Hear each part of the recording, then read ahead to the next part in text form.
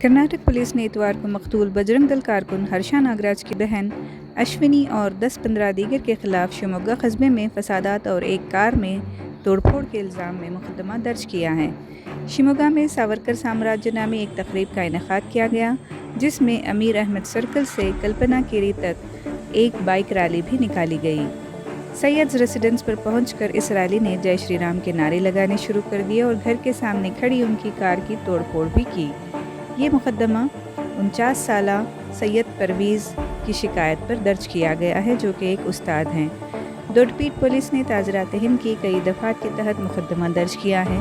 बताते चलें कि बजरंग दल के कारकुन हर्षा नागराज उर्फ हर्षा हिंदू को 20 फरवरी की रात को शिमोगा के दोडपीट पुलिस स्टेशन की हदूद में उस वक्त कत्ल कर दिया गया था जब वो अपने दोस्तों के साथ एक रेस्टोरेंट में खाना खाने के लिए जा रहे थे।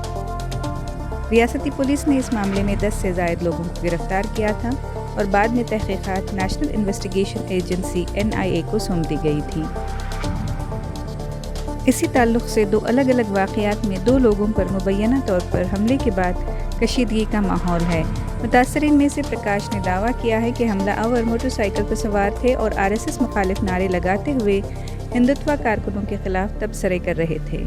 इस हमले में प्रकाश को मामूली चोटें आई हैं और वो हस्पताल में ज़ेरे इलाज हैं। पुलिस ने 3 मुश्तबा अफराद, जिनमें मार्केट फौजान, अजहर उर्फ अज्जू और फराज को हिरासत में ले लिया गया है। रिपोर्ट के मुताबिक मुलज़िमान ने सीगेहट्टी में रात 11 बजे के करीब प्रवीण के खिलाफ तबसरे किए थे, फिर भरमप्पा नगर रोड पर जाकर पथराव किया और प्रकाश के खिलाफ भी तबसरे करने शुरू कर दिए थे। हमले का मकसद जवाबी कार्रवाई बताया जाता है, क्योंकि मुतासरीन ने चंद दिन कबल मार्केट फौजान के खिलाफ तबसरे किए थे। SP GK मिथुन कुमार ने यकीन दिलाया है कि सूरत हाल काबू में है और घबराने की ज़रूरत नहीं है।